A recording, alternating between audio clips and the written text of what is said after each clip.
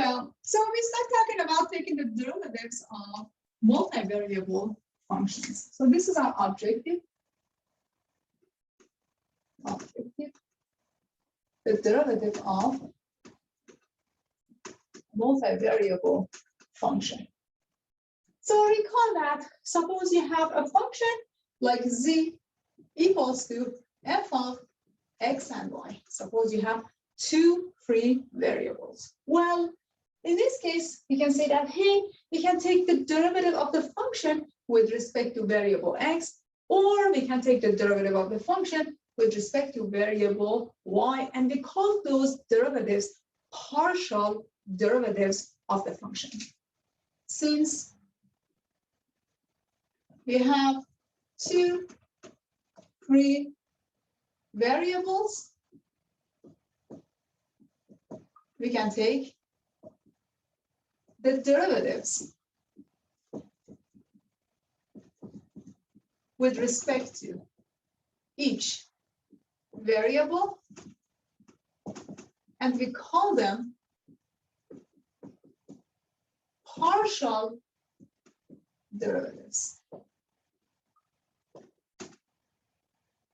Taking the derivative with respect to variable x, f sub x, or d of f dx. Since it's partial derivative, you're going to curve d a little bit. Or partial derivative of f with respect to y, d of f, d of y. So when you are taking the partial derivative with respect to x, y is constant. And when you are taking the derivative with respect to y, x is constant. At the given points, it gives us the rate of change of function in the direction of x-axis, in the direction of y-axis. Well, now I expect you to ask, hey, Professor, when we have a function in one variable, we were able to take the second derivatives, the third derivatives, and so on. Can we do the same thing here? Yes, of course. So recall that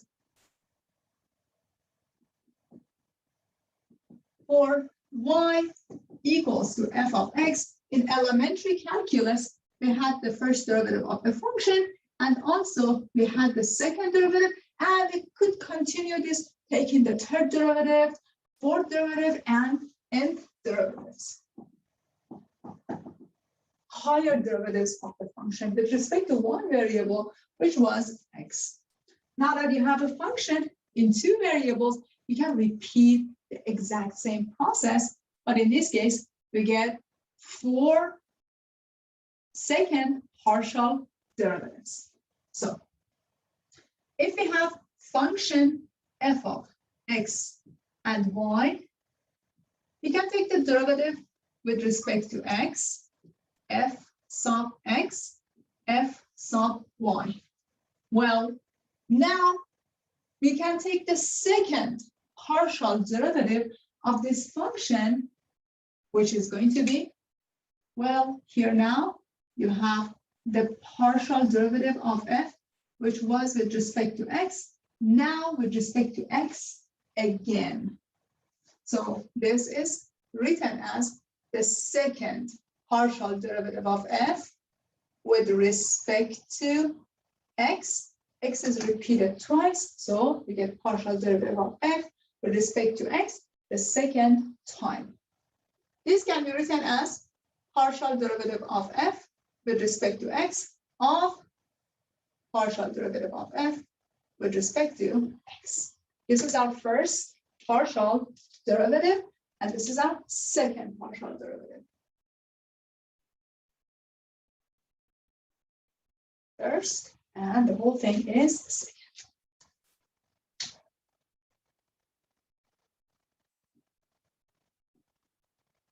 Well, if you have first partial derivative with respect to x, you can also take the partial derivative with respect to y as well. It's going to be denoted by f of x, y, or the second partial derivative of f with respect to y with respect to x, or second partial derivative of f, which was with respect to x. Now you're taking the derivative with respect to y.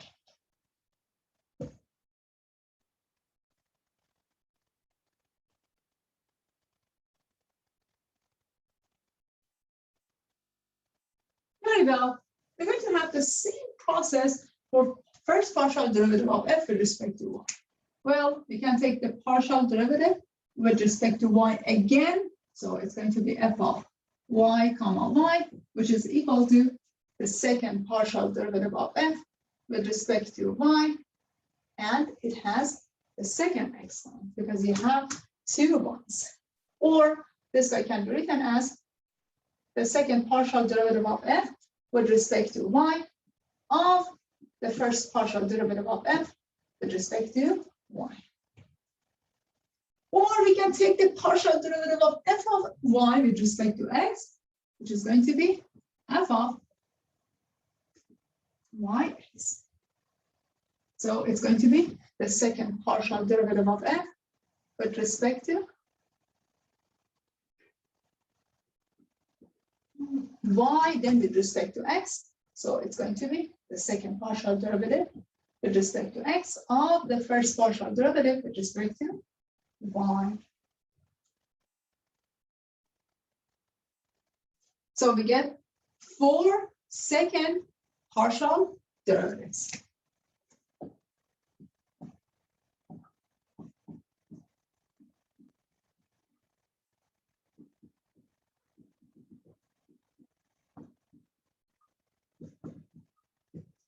Remember that if you have just one variable, you have one first derivative, one second derivative, one third derivative, and so on. But now you have 2 free variables.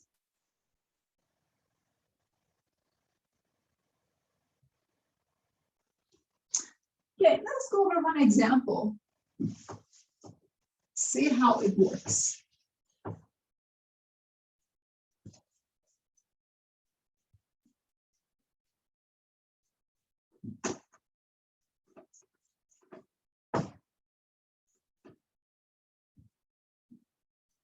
So question says, well, let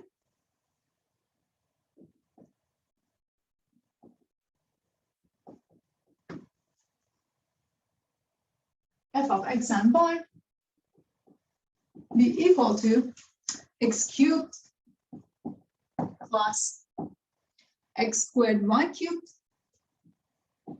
minus 2y squared. Find second partial derivatives.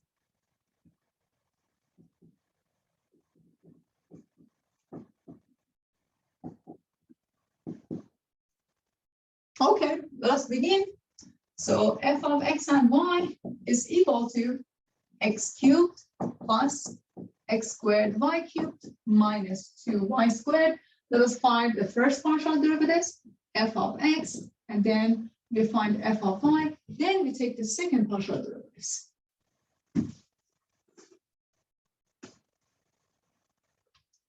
So to find the first partial derivative with respect to x, we have to consider y to be a constant.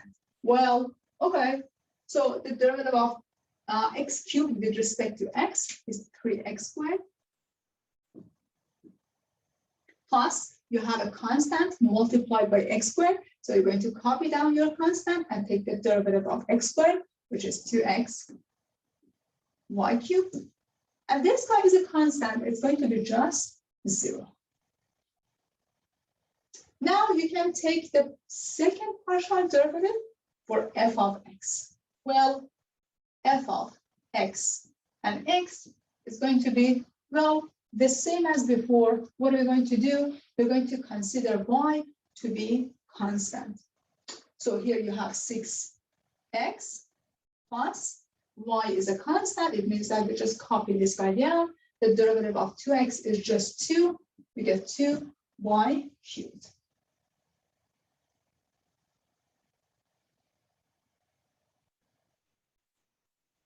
Well, f of x, y. It means that now we are taking the partial derivative of this function with respect to y. With respect to y, it means that your x is constant. So this is the inner function and x is constant. Well, x is constant. Okay, taking the derivative with respect to y. This is constant. The derivative is 0 plus x is constant. The derivative with respect to y gives us 6x y squared. So this is 6x y squared.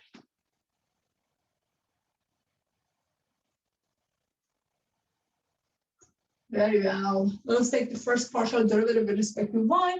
It means that x is constant. So the derivative of x cubed as a constant is 0. Here you have x squared as a constant multiplied by y cubed. X squared is a constant. You're going to copy this guy down. And the derivative with respect to y is 3y squared. So 3x squared, y squared. And the derivative of negative 2y squared with respect to y is negative 4y. This is our first partial derivative with respect to y. To find the second partial derivative, you have different options. Well, taking the second partial derivative with respect to y again, this guy is going to be, well, it means that your x is a constant. Well, x is constant, we're not really worried about this. We are just taking the derivative of y squared. So we get 6x squared y minus the derivative of 4y with respect to y is 4. Finally, the second partial derivative with respect to x. What's the meaning of that? It means that y is a constant.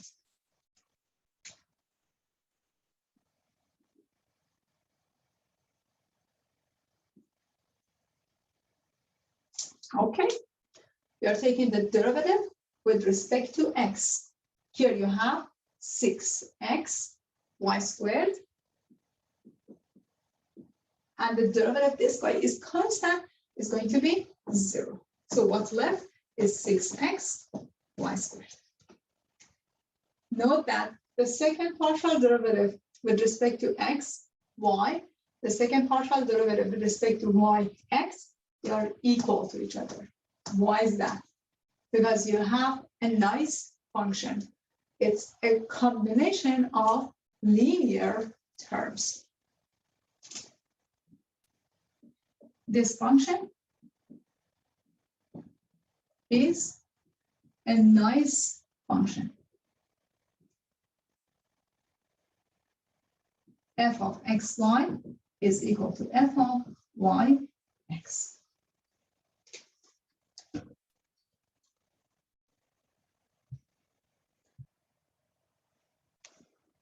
Well, later on, when you take differential equations, you're going to see Laplace equation.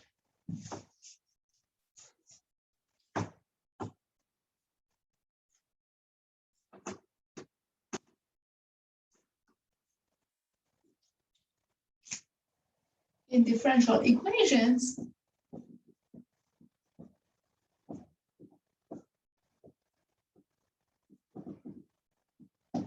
we have an equation that we call a Laplace equation, named Laplace equation. Well, this equation says partial derivative of function u.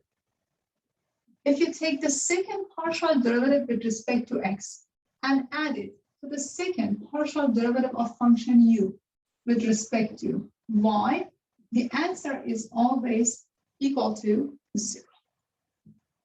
So u is a function. U of x and y is a function, or you have a collection of functions. Laplace equation says, hey, For those functions, the second partial derivative with respect to x plus the second partial derivative with respect to y is equal to 0. Later on, you're going to see in differential equations, any equation has solution. Well, we can find solutions for these types of equations, and the solutions for these types of equations are called harmonic functions. The solutions for the functions that satisfy this equation are called harmonic functions. So there is a name for the solution of this Laplace equation. The name is harmonic functions. For example,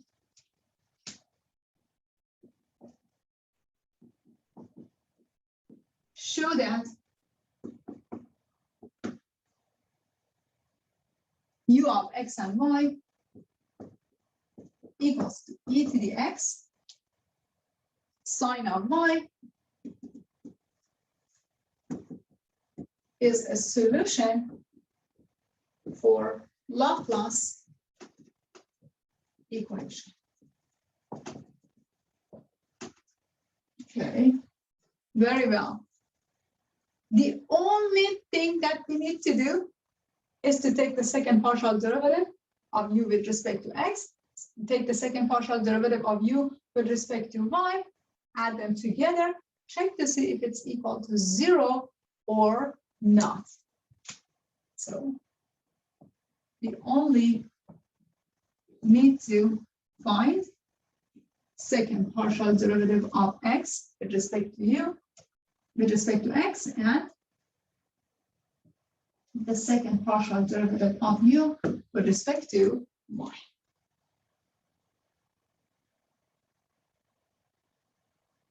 Okay, perfect. So let us begin. This is our function. U of x and y is equal to e to the x sine of y. So the first partial derivative of u with respect to x is going to be, well, here I have my exponential function times y is a constant. So sine of y is a constant. The partial derivative of this function with respect to x, the derivative of e to the x with respect to x is e to the x. So the derivative of e to the x is e to the x. Remember that. So here you have e to the x sine of y. Now you can easily find the second partial derivative of u with respect to x. We just have to take the second derivative with respect to x. Again, we get e to the x sine of y. Okay. We found this right here. Okay, very well. First partial derivative of u with respect to y. It means that your x is a constant. You copy down e to the x. Now you take the derivative of sine, which is cosine of y. So the derivative of sine is equal to cosine. This is what we learned from elementary calculus. Now we're taking the second partial derivative with respect to y again. Okay. This is equal to. So x is a constant. We copy down the function has x in it. E to the x. Now we are taking the derivative with respect to y. Cosine of y is minus sine of y. So we end up with a negative sign minus e to the x sine of y. Well, let me add these two functions. If I add these two, what do I get? I get 0. Why is that? Because they are opposite of each other. Add uxx plus uyy is 0.